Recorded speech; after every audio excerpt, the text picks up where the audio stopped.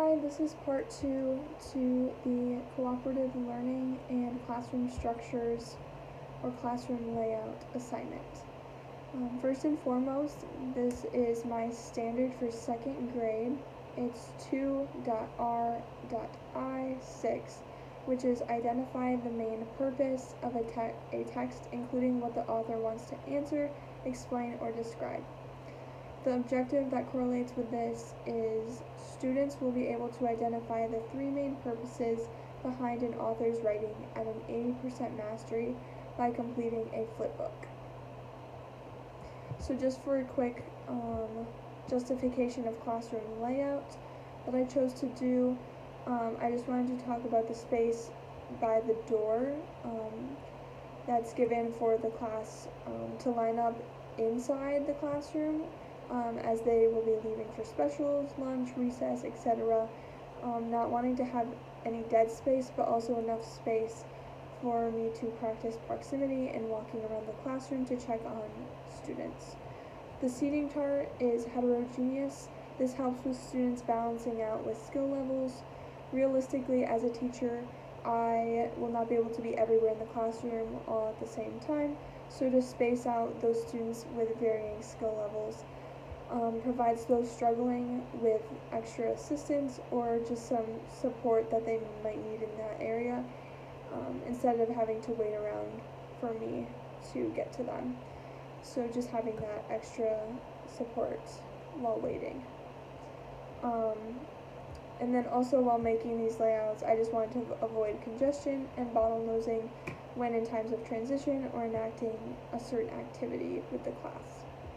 So for background context to my practices, my group practice and my partner practice, I'm doing an ELA lesson on reading comprehension, specifically with author's purpose and learning the acronym PI, which stands for author's three main purposes of persuading, informing, and entertaining.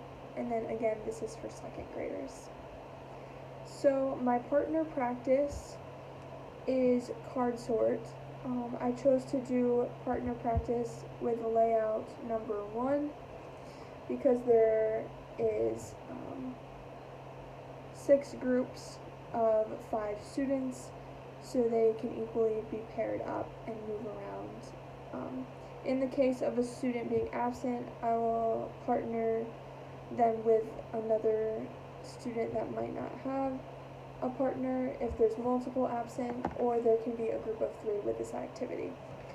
So with card sort, this will be done at the end of the lesson.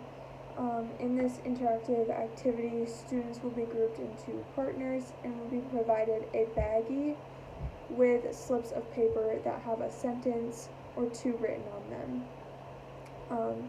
The students will be instructed to take turns reading the slips of paper out loud to each other and place them in different piles on the basis of author's purpose, whether that's entertain, inform, or persuade. And this is what it would look like when they're partnering up. So I just have them, this group would go with this group with this group. They would partner up with the student that is sitting in their same seat across the class. And they would sit at the desks for this. This lesson is emphasizing the different aspects to author's purpose and categorizing pieces of writing into each. The students will be able to discuss with one another why they chose persuade, inform, or entertain for each little slip or sentence that they're getting. They should end up with 3 different piles, 1 for persuade, 1 for inform, and 1 for entertain. And this should not take more than 5 minutes, I would say, with discussion. They'll be discussing why they're categorizing it under PI and which one of PI it falls under. They'll talk about how they got the correct answer, and then at the end of the activity, they will be able to give each other a high five and walk back to their desks. For my group practice, I did 3 corners.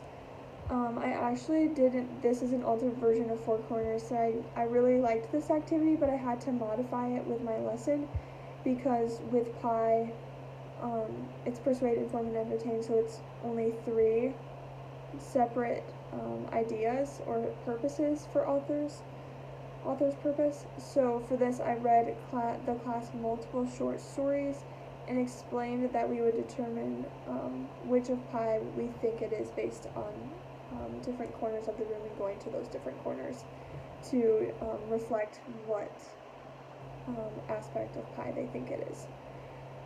For instance, I made the corner by the door persuade, and I made the carpet area inform, and by the teacher desk I made that entertain.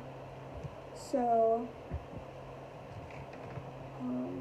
I reiterated with the students which corner went with each letter of Pi to clarify what choices there was and where they would be going for each specific choice. So I also, when students are getting dismissed, I would dismiss them by table to ensure there is no crowding or shoving. I also will make a point to let the students know the expectation of walking responsibly and respectfully to their corner, and that there's no running in the classroom at all. I also would probably, because it's carpet, teacher's desks, and door, I would have these 3 go first. I would dismiss these 3 and let them go to their corners first, and then I would slowly dismiss these 2, and probably this one last, just so that they're not walking by other students trying to get to the corners. Not as much traffic while they're trying to transition. So after everyone made it to their corner of the room, I would then pick on random students to explain why they believe it's that specific purpose. They will explain the connection between the story and how it shows what the author's purpose is. This discussion time should only take about 2 minutes for the students just to talk amongst each other in their specific corners and why they think it is what it is. To further challenge their thinking, they're asked to share keywords and phrases they identified in the book or short story to determine the purpose of the author. I will call on about 1 or 2 students to share and then call them back to their seats to read another story they will be working with. I will probably go through 3 different stories or readings, and we will continue to just go through readings and response time, and it should become a little bit more efficient by the 2nd or 3rd reading that we did. Students will know the different corners, and it'll just be a little bit quicker because they will be more familiar with the setup. This activity should not take more than 15 minutes or so, and a good chunk of it will be the readings and time of discussion between the students. The only materials that are used for this are probably the readings and just the readings. So, thank you.